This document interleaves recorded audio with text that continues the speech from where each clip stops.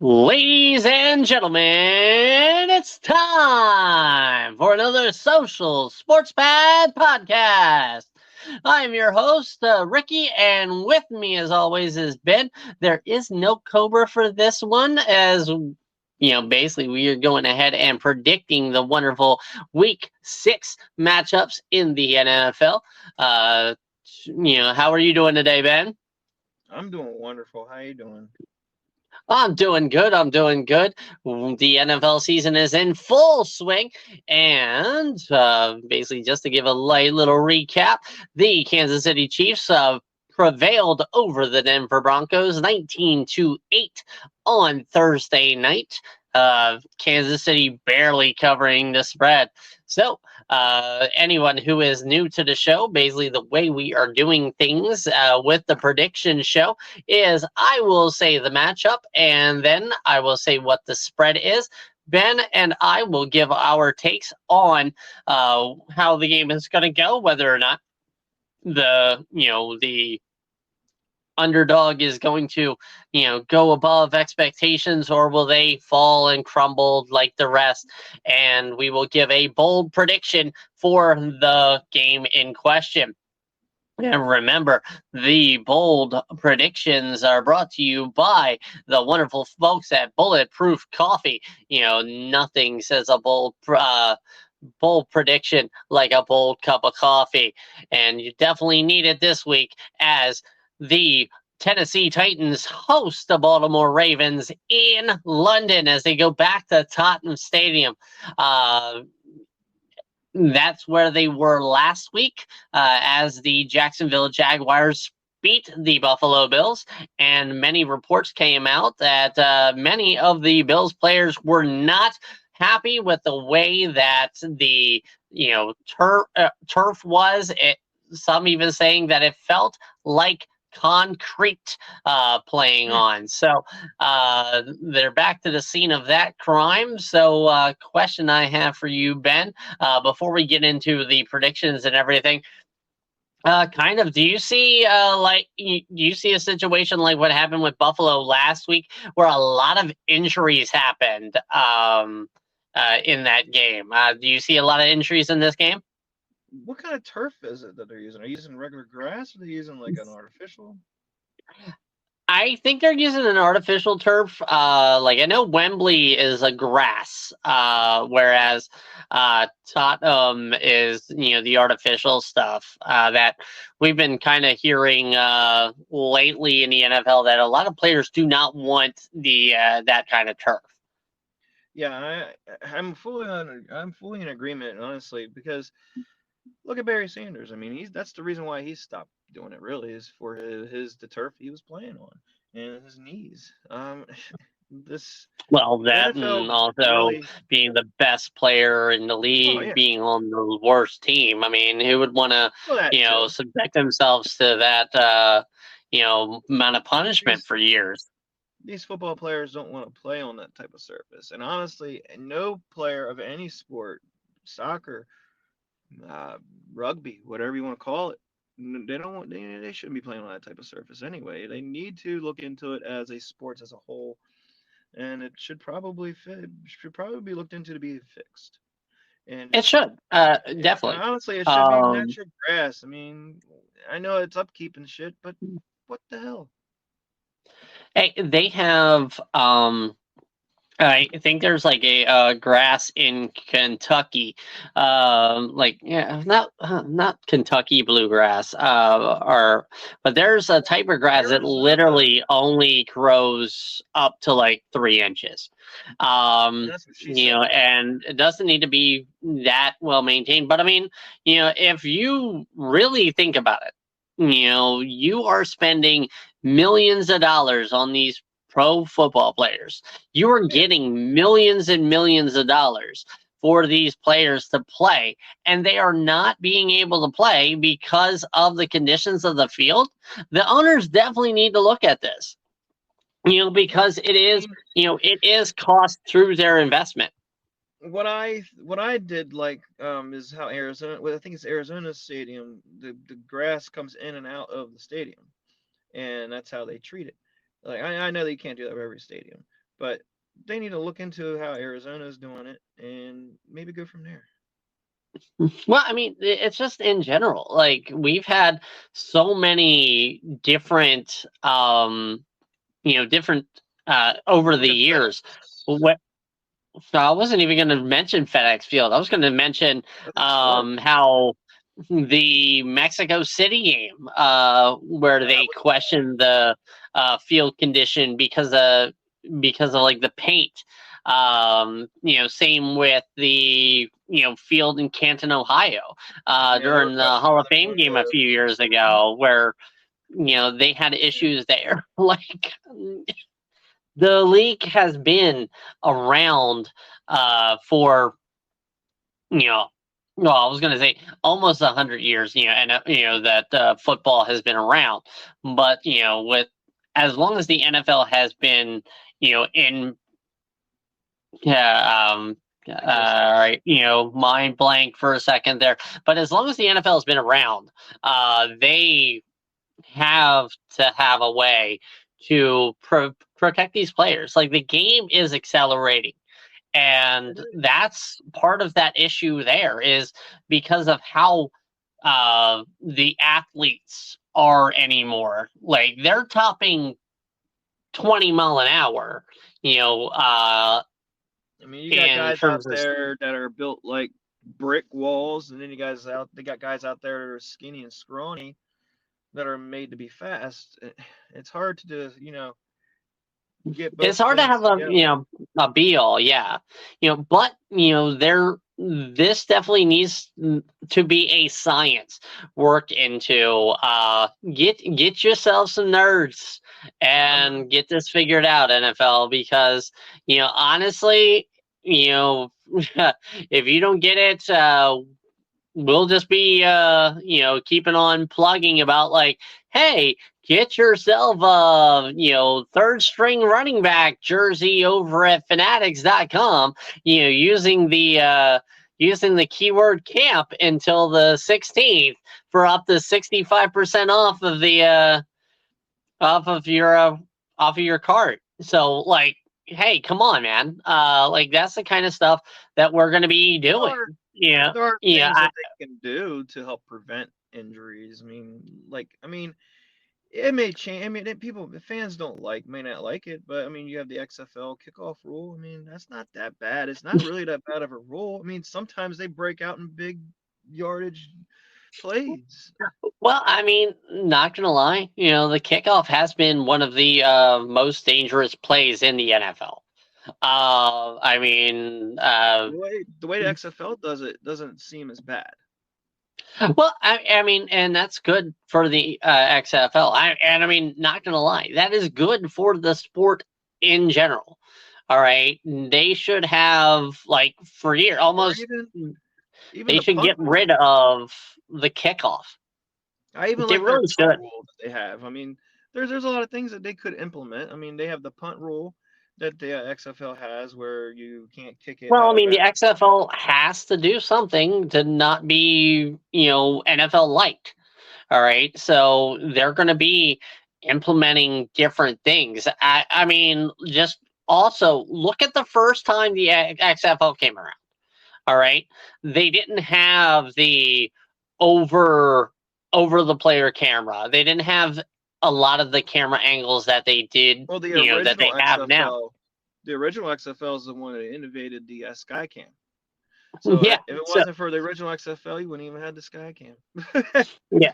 Yeah. So yeah, that's kudos, and And I honestly, definitely see I like, think that they should definitely implement maybe the extra point rules. Not get rid of field goal kicking, but maybe make some more intriguing for the NFL. The NFL needs something more. They need they need better grip and better fields, and need a little bit more excitement. Because honestly, kicking a field goal and going for 2 points, yawn. Let's add a little bit more excitement to it. but I mean, kickers are people too, sir. They Um, are. They can be involved. yep. Do not forget those kickers. All right. They are Speaking of definitely. kickers, um, Yeah.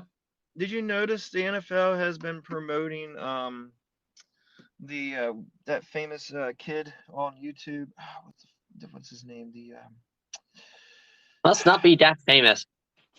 No, there's a guy who has been kicking he's good at kicking field goals, and for some reason nobody wants to pick him up in the NFL because of how See, like a trick shot artist.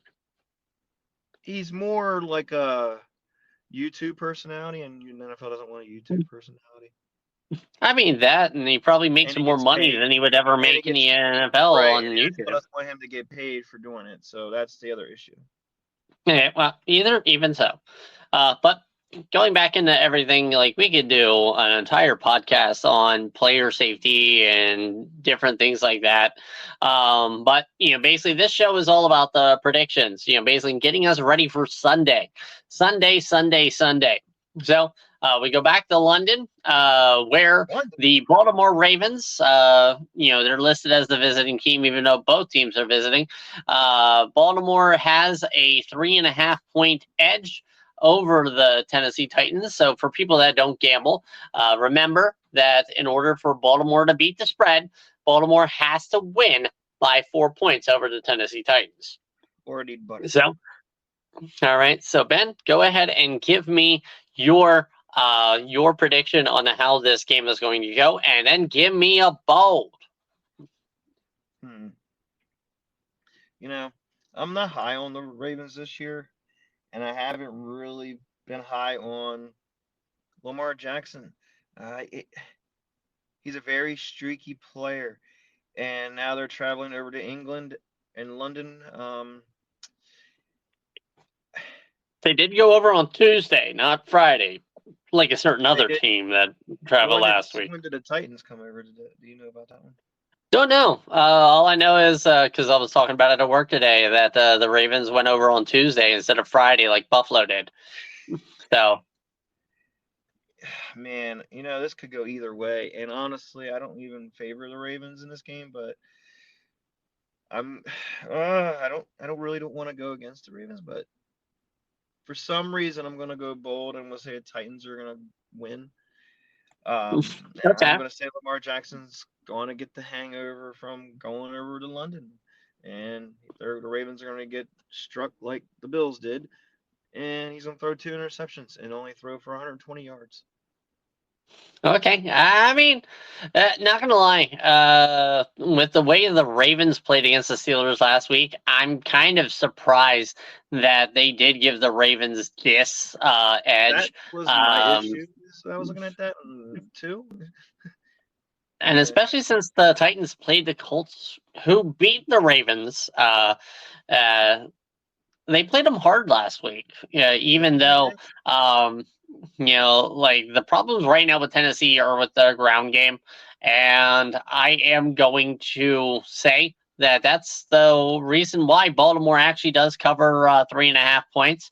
My bold prediction is I see 2 100-yard rushers coming out of the Baltimore Ravens, be it Lamar and Gus Edwards, or Gus Edwards and Justice Hill, or even Melvin Gordon getting over 100 yards.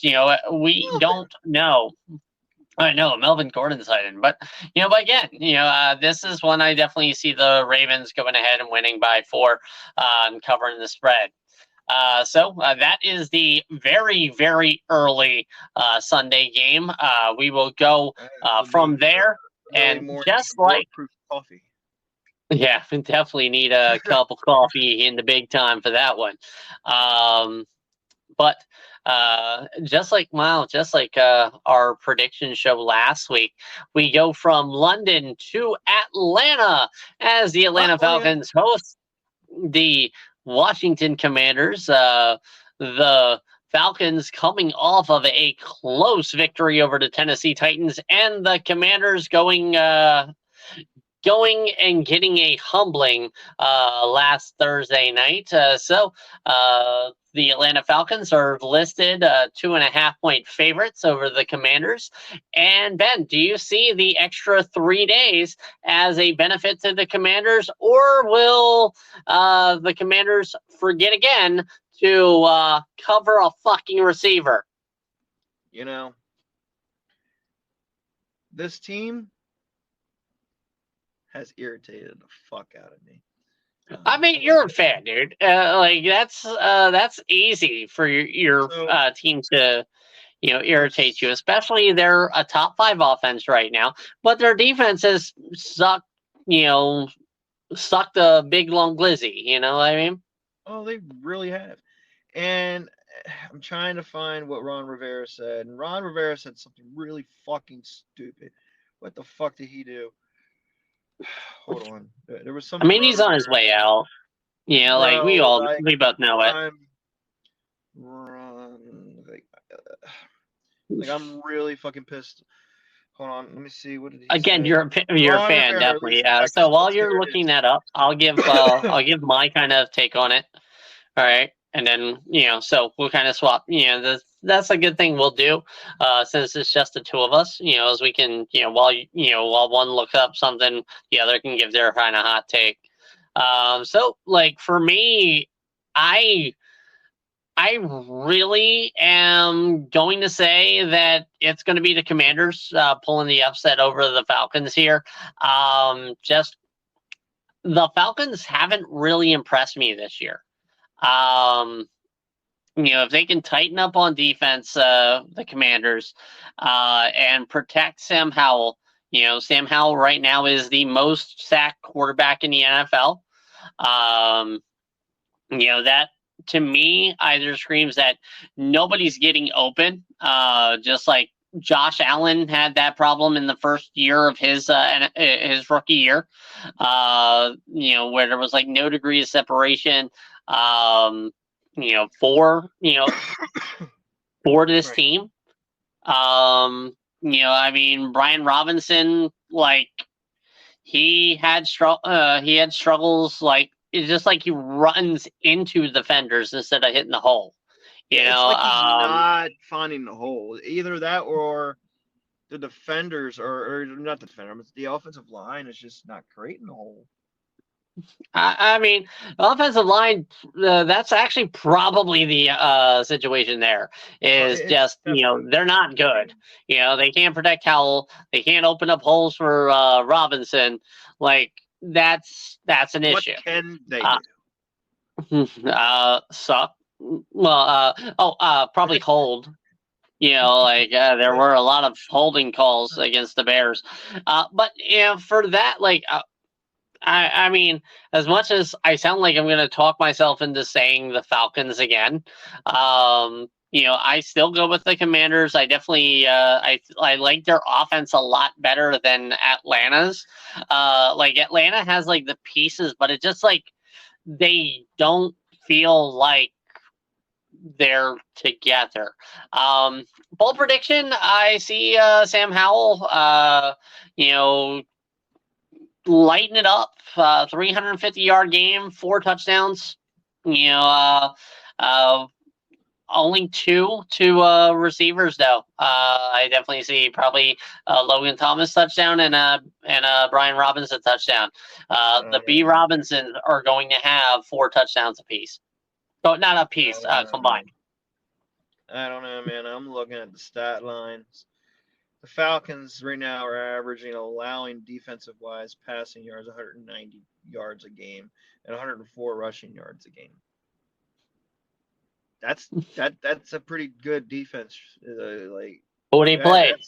All right, in 5 games, 2 of them were Carolina, and like the Texans were not able to march up the field against. Fair.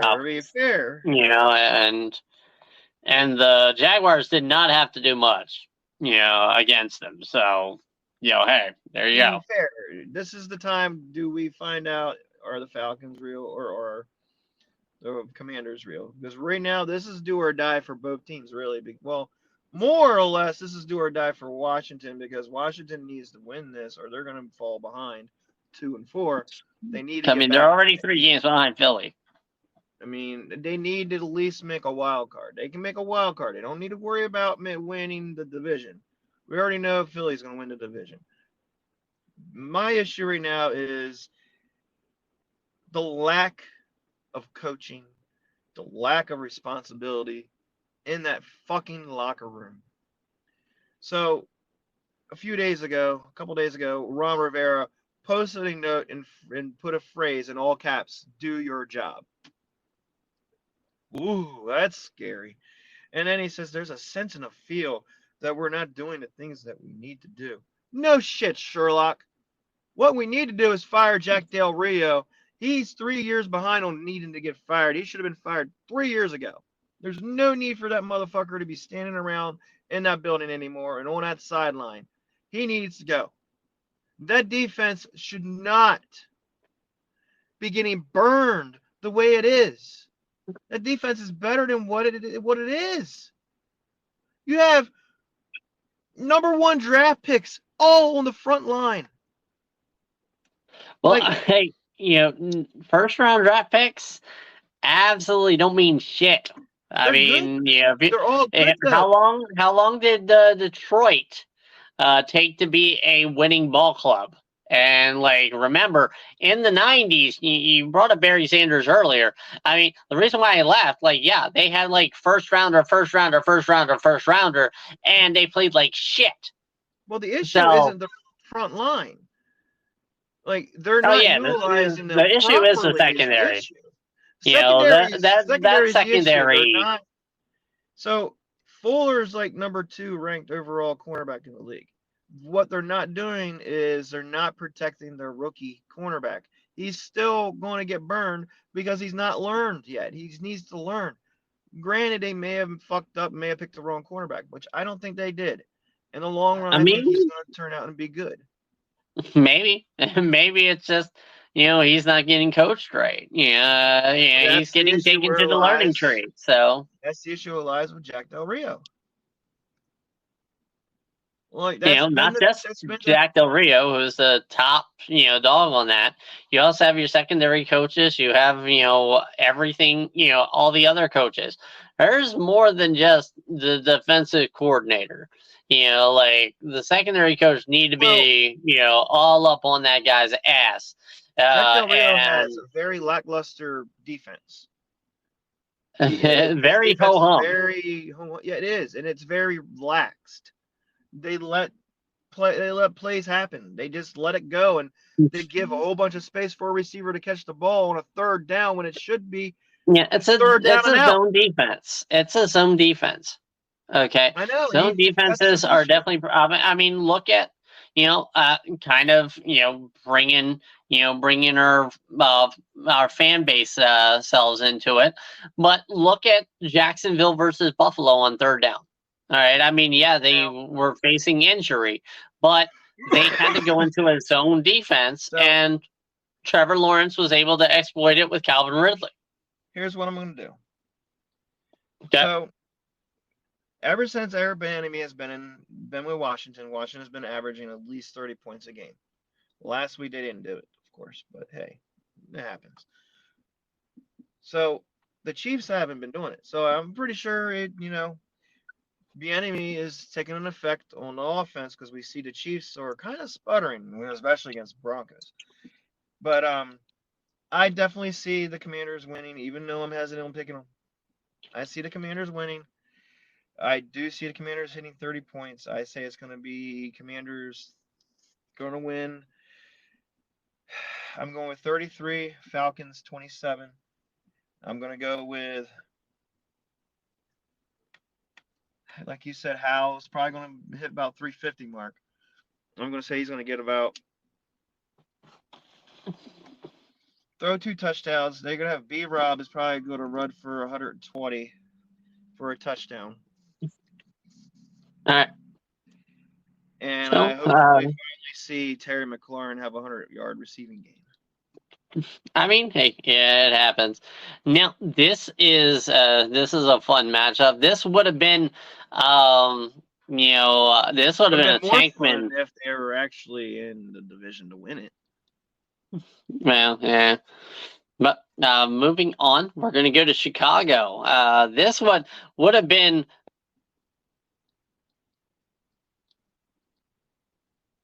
Are you there, Ricky? Ricky. We're having technical difficulties. I lost Ricky. I don't hear Ricky talking currently at the moment. Can you hear me now? I can hear you now, sir. Okay. So yeah, the issue with technology, the phone locked up. So yeah. So if it goes to my lock screen, like the joys of not being able to do things in the studio. So so basically we're moving on from Atlanta and the Commanders to kind of this would have been a more intriguing matchup a couple of weeks ago as the Chicago Bears and the Minnesota Vikings are going against each other. They are both 1-4 after finally getting off the schneid. It would have been The Minnesota Vikings. If they were actually, it would have been very intriguing if they were in it to win the division, but no. In it to win the division, or basically right now it's like now all it's just Suckville. But yeah, so the most intriguing part about this matchup is if the Minnesota Vikings are going to recover from losing Justin Jefferson. All right, will KJ Osborne and Addison, will they step up to the plate? That's basically the question there.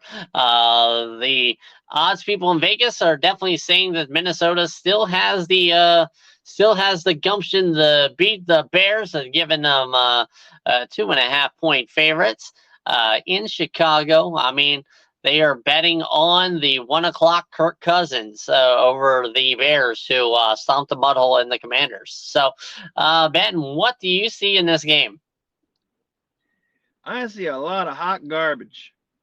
Now, on a serious note, though, I see the Bears finally turning it around.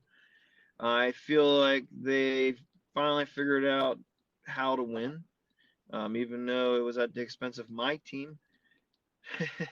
And I mean, to be fair, they almost let them win. There were a couple plays missed in that fourth quarter where Washington actually could have won that game. I mean, before that 50-yard touchdown pass to Moore, that they were in it. Yeah, I mean, they almost gave it up. I agree. They did almost give up the game. However, they didn't. I do see the Bears winning. I don't see them winning by a lot, but I do see them winning. Now, I do see DJ Moore breaking out again. He's going to get 157 yards and 3 touchdowns. Okay. Kind of almost like he did last week. And I mean, to be fair, that's going to be how they're going to beat Minnesota through the air. Especially because, the Bears are currently down 3 running backs. Travis Homer has a hamstring injury. Khalil Herbert is on IR. The rookie, Rashawn Johnson, is not playing because of a concussion. So we're going to see... God, I almost said D'Angelo Williams. But it's Devonta Foreman. He's going to be the starter. And we have a guy that was just signed off of Miami's practice squad. Those are going to be the 2 running backs splitting carries as well as the fullback. So that's going to be very interesting to see. Again, the Vikings, I mentioned earlier, are without Justin Jefferson as he landed on IR. So it's going to be interesting to see kind of the battle of attrition that's going to be handled here. I mean, I wouldn't watch either one of these games, note to note. But I'm going with the Bears on this one only because, the Vikings can't stop anything through the air. And just like Washington wasn't able to. So I see the combo of Justin Fields and DJ Moore basically getting us some money if we put them in our daily fantasy lineups this might be the game where we get holla at your boy. So moving on, we will see. Holla at your boy. Yeah, holla at your boy. Brought to you by the people at W Energy. We have the Seattle Seahawks going to Cincinnati as they take on the struggling Cincinnati Bengals. I don't even know how they're favored. Yeah, they are favored by 3.5 points, and I don't see. I guess they're taking into the Seattle, West Coast to the East, and a 1 o'clock game into effect for that. But with the Cincinnati offensive struggles, like this is almost a no-brainer. Give it to Seattle. The Bengals are definitely bungling it up, and I mean it's almost do or die for the Cincinnati. If they lose this game, I'm pretty much going to say that January, they're going to be sitting at home. And that's my bold prediction on that. Yeah, the Bengals are on their way out. They're on the outside looking in currently, is how I'm looking at it. Yep. I definitely see Seattle taking this one as well. I don't see the Bengals winning this. There's too much going on in Bengals land. Honestly, if this keeps happening, the Bengals could end up being a seller at the end of the by the time trade deadline comes around. Yeah, I mean, there was a rumor going around that Jamar or Chase had been like, "Yeah, trade me." I was hearing he's not happy right now. I mean, to be fair, I wouldn't be happy losing either, but I wouldn't either. I mean, Burrow's not even playing the way he should be either. Well, I mean, he got paid. He got paid, and now he's like, "Fuck it." All right. So moving from Cincinnati, we're going to keep it in Ohio as we go to Cleveland as the Cleveland Browns host the wonderfully hot, the wonderfully amazing San Francisco 49ers as the 49ers coming to town 5.5 point favorites. Now, not going to lie, after week 1, this would have been a far bigger matchup on paper, but with the loss of Nick Chubb, with Deshaun Watson not going into play, I'm going to say 49ers are also going to be a candidate for holla at your boy, coming out of this game. Yeah, absolutely. Like I want to say that Cleveland, my bold prediction on this one is that Cleveland does not muster 150 yards of total offense. Ooh, that's a big one. So I definitely see the 49ers also coming out and winning this. Look for Run CMC to go to the Rock Hall of Fame because he's going to run all over these Browns. On ESPN, it's telling me a 9.5 point favorite for San Francisco. I mean, I see it. I mean, I could see that definitely. 49ers are going to blow the Browns out of the water. The Browns are going to wish they didn't even come to the game. They're going to wish they never even showed up. I agree. The Browns are going to get stumped, and look for the Browns to not even get 100 yards of total offense. Ooh, even bolder. All right. So, going from one ass whooping to another, we are going to we're taking our talents to South Beach as we are going to see the Miami Dolphins beat the Carolina Panthers ass. I mean, Miami is slated to win by 13.5, but they kind of got the 1s and the 10 spot. This could be a 31.5 point spread, and Miami would probably cover. Miami is just too good offensively. I mean, Carolina kept up in the first half with Detroit last week, but again, this is just as one-sided as it gets. Do you have a bold for this one? I mean, I know like Tua's going to, go for like 350. He's going to throw for 4 touchdowns. That's not bold. Tyreek Hill's going to have, over 100 yards. He's going to have a touchdown. Jalen Waddle's going to have a touchdown. yeah, there is no real bold out of this. It's almost, it would be bold if they did not make it, like they have. So Yeah, I mean, there really isn't a bold. I mean, we could go bold and say the Dolphins will struggle, but they'll barely win. Carolina But will win a it's quarter. That's it. That is all my right. bold Here's my prediction. bold. That Carolina Yeah, here's our will bold. win for 15 minutes. They will be. Not They'll be beating the Dolphins by at least 7 points for a quarter. I wouldn't even say beating them at all. They will not have the lead, but I think they'll outscore the Dolphins during one quarter in the box score. And that's as bold as I'm going with this one for Carolina. Safety. All right. So now the Jacksonville Jaguars, red hot from London. They are coming back and they are hosting Minshew Mania, running wild, brother, as the Indianapolis Colts come into town. The Jags are 3.5-point favorites, but the Indianapolis Colts, they have Jonathan Taylor back. Zach Moss is mussing it up. And like I said, Minshew Mania is running wild, brother. What say you about Jacksonville Jaguars, who, looking at the ESPN Pick'em spread standings, the 69% of you guys have Jacksonville winning against the Indianapolis Colts. So, Ben, what do you think? Oh man, the Jacksonville Jaguars. I don't know what they did, but they must have brought that police box from London because they went back in time, baby. The old Jaguars are back. Woohoo! Let's go. Minshew Mania is over. It's not going to start no more. Look for the Jaguars to bring that AEW energy over to the quarterback. And Trevor Lawrence, baby, is back in town.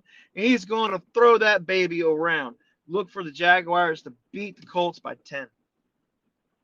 Okay. All right. Is that your bold, the Jags by 10? That's my bold. No, that's not my bold. My bold Yeah, it's not that bold. is Jonathan Taylor back. Yes, he played last week against the Titans. He didn't really do much. They're kind of easing him slowly back in. I mean, Zach Moss ran for like 150 last week against the Titans. So, they got a nice two-headed dragon right there. So the Jaguars will give up 100 yards to Jonathan Taylor, but still win the game. Okay. So my bold prediction, I see the Jags winning this game. My bold prediction is that the Colts are going to struggle, just like Josh Allen did last week. I see Gardner Minshew throwing for 3 interceptions to the Jags. They are definitely doing really well lately, and yeah. I see the Jaguars winning this. And we'll finish out the 1 o'clock games with one of the matchups I am definitely wanting to watch, which is kind of shocking compared to, the beginning of this year. But we have the New Orleans Saints going in against Houston only as 1.5 favorites over the red hot Texans. What do you see on this? I mean, it's definitely going to be a tight game. The Texans are looking better than what we thought they would. However, I am on the Saints train. Let's go, Carr. I want Carr to do good, and I just want I want a Carr to do good, and I like David Carr. Is it? It's David. No, God, it's David Carr, right? Derek. Damn it. Derek. Oh, Jesus. Yeah. David was the Texan. Yeah, that's why I thought of David, because I saw Texans, and yeah. So yeah, Derek Carr, I like him. He's great. Slate me in for the Saints to win. Derek Carr is going to throw for 370, 4 touchdowns, beat that Texans ass. They're going to win by 2 touchdowns. Okay. I'm going to go ahead and I'm gonna go the opposite from you on this. I actually see the Texans winning. Like the Texans are playing their hearts out. A couple of things, and we be talking about the 3-2 Texans going against the 3-2 Saints. I mean, it'd be nice to see the Texans actually do something for a change. Yeah. So like for me, yeah, I'm gonna say the Texans are gonna beat the Saints. The Saints have been kind of struggling on offense since Kamara came back, especially like through the air. Noticing like Olave and Michael Thomas aren't really going there. I think Carr's a little bit more banged up than he's letting on. And I see the Texans exploiting it. I always feel like the Texans, ever since they came into the league, they've always been the redheaded stepchild. Everybody overlooks them. Pretty much. And I mean, yeah, the Saints did go, like 34 points over the Patriots, but the Patriots suck this year. I mean, with good reason. They suck. But, hey, what? Speaking of the Patriots, that's where we're going next. We're going with the Raiders versus the Patriots. All right. As I mentioned last week when I learned of this game, I'm like, yeah, in a matchup that absolutely sounds as appetizing as gas station sushi.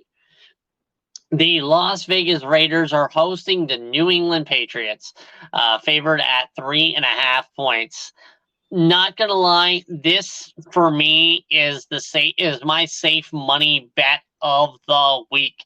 The Las Vegas Raiders are going to beat that ass. They're going to be the latest team to score 35 on the New England Patriots. I see the struggles for the Patriots resuming. I see the Raiders getting a nice little tune-up. Devontae Adams, you're going to have 150 yards, 2 touchdowns. Jimmy Garoppolo is going to look like Tom Brady against his former head coach, Bill Belichick. He is owned by Tom Brady. But yeah, so yeah, that's what I'm seeing. Raiders over the Patriots in very much the most mid matchup of the day. Ben, what'd you say?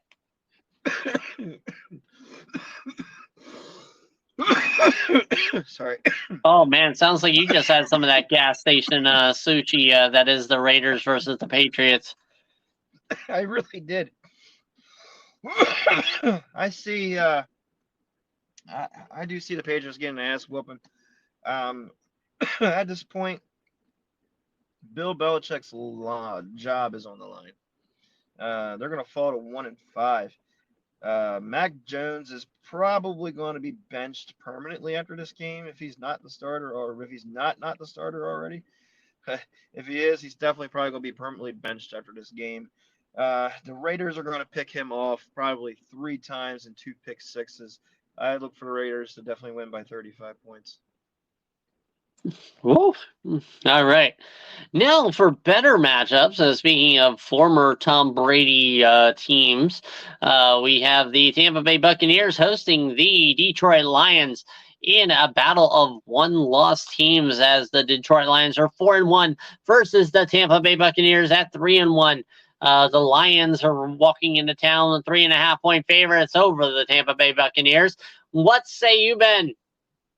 Baker Mayfield is surely baking that cake over there in Tampa Bay land.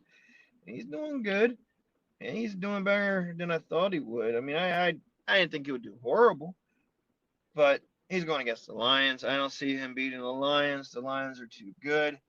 I look for the Lions to win. They're going to cover the spread. I look for Goff to have an amazing game. He's going to go for 350, and I'm saying he's only going to miss 2 of his passes. Yeah, not gonna lie, Jared Goff has definitely caught a resurgence since going to Detroit. He is definitely not the same Jared Goff that only put up 3 points against Tom Brady and the Patriots in the Super Bowl. He doesn't look as he used to. And he actually looks relaxed and poised and everything like that. He wasn't horrible. He just needed to fine tune his skills. Yeah, absolutely. But yeah, I'm going with the Lions. I agree with you. They got Amon-Ra St. Brown back in the lineup, going against them. And I mean, they didn't do too badly, but I mean, that was also, they went against Carolina. Gibbs is still out. So it's going to be the David Montgomery show, who is also enjoying a wonderful resurgence in Detroit over from his time in Chicago. I mean, this is absolutely the game of the 4 o'clock games that I want on my TV. And if it's not on my TV, I'm probably going to call and smack somebody in the face. Because again, this is my game of the week. From there, we'll go kind of speaking of how we talk about Jared Goff. Yeah. So bold prediction. I'm going to say David Montgomery 3 touchdowns. That's my thing there. But yeah, speaking of Goff, we're going to his former team as they host the Arizona Cardinals.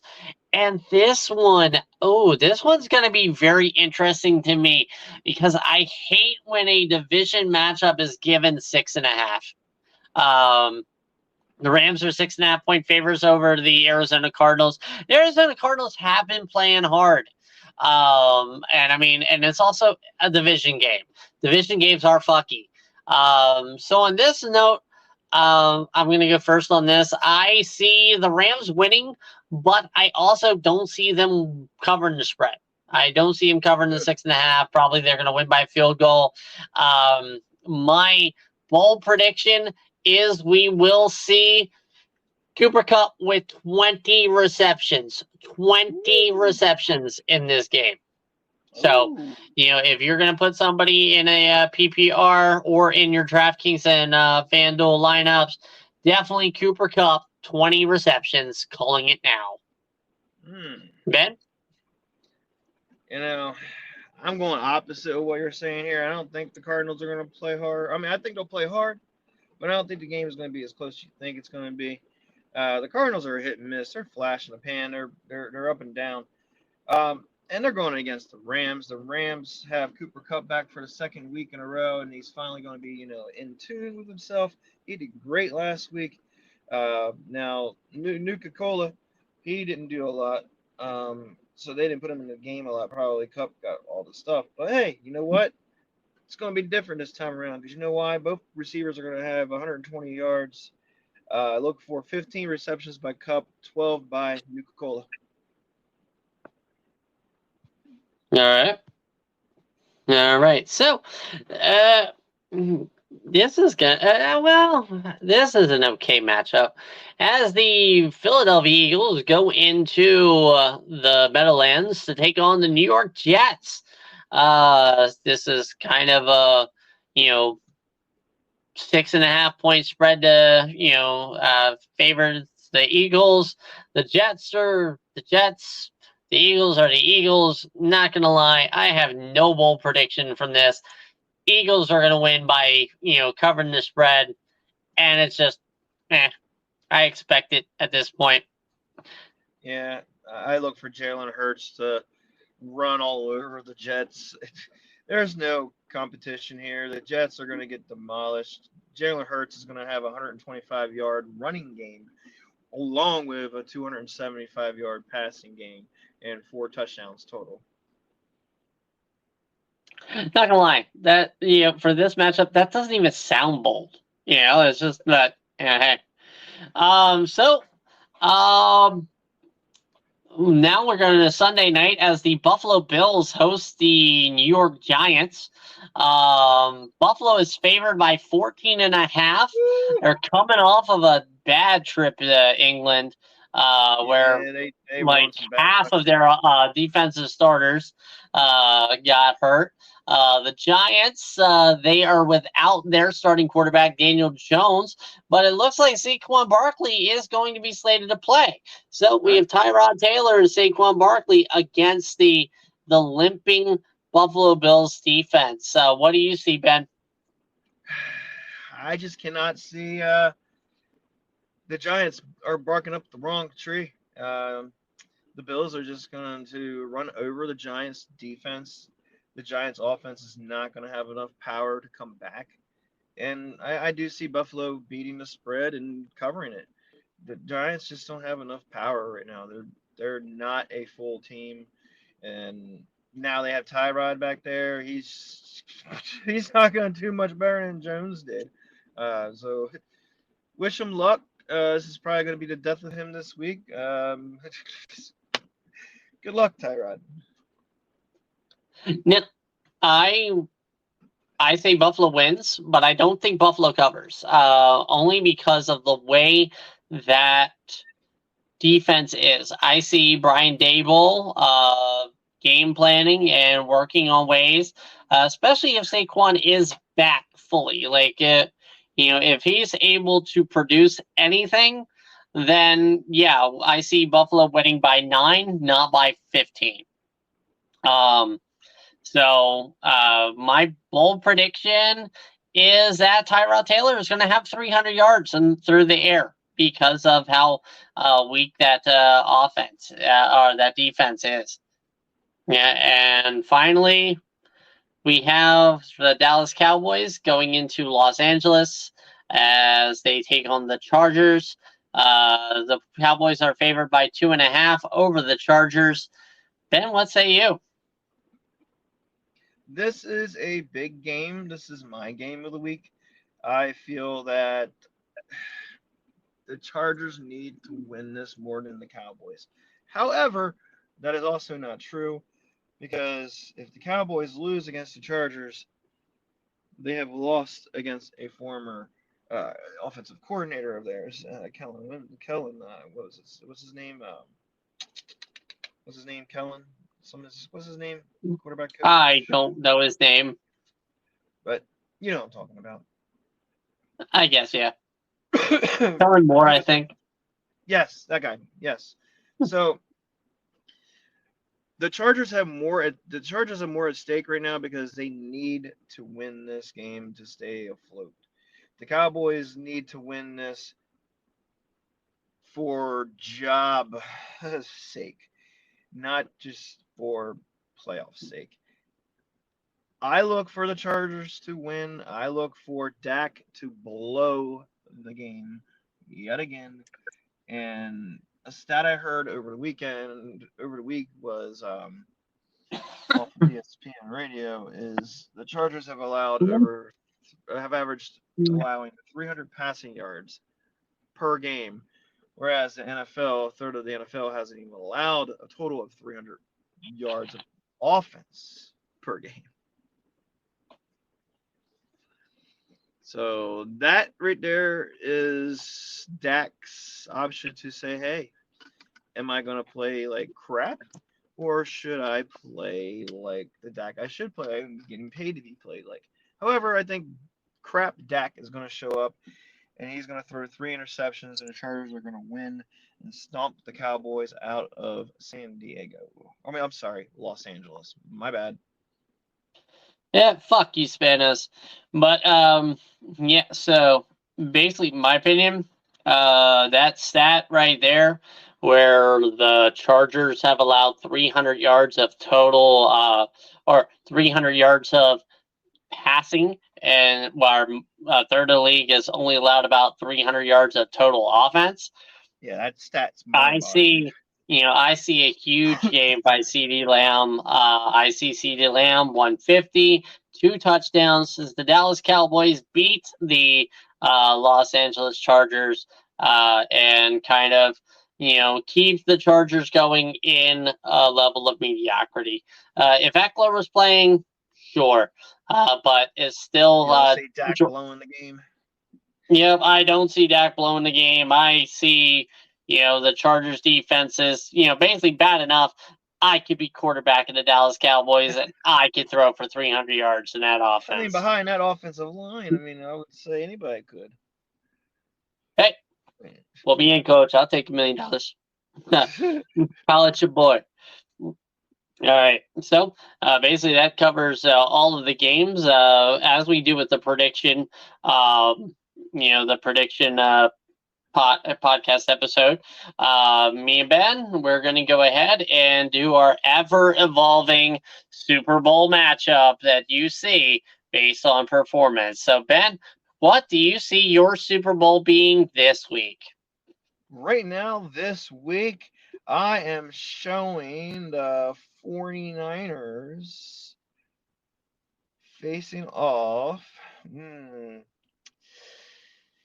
See, last week I said the Bills, but the Bills are sputtering. Yep. Let's go with the Kansas City Chiefs at the moment. I mean, I agree with you on the 49ers being there, but I'm going back to the week before. I'm going to say the 49ers are going to beat the Miami Dolphins. I mean, Kansas City, I would put them kind of like, AFC B. But the problem right now with Kansas City is that offense. Yeah, it's definitely a concern. Yeah, if it's not Travis Kelce and Patrick Mahomes, they're not that good. I mean, maybe it was all Eric Bieniemy and Andy Reid wasn't the mastermind. Eric Bieniemy and Tyreek Hill. I mean, God, could you imagine like if Tyreek Hill was back on this team?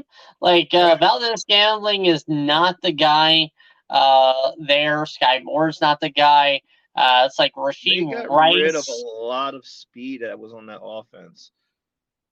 Well, yeah, that Mecole Hardman. I mean, not gonna lie, I'm sure, like with the situation that's going on right now, I'm pretty sure Mecole Hardman would love to be back in Kansas City right now. Absolutely. But hey, this is what you got going for you. So everybody, thank you so much again for listening to me and Ben.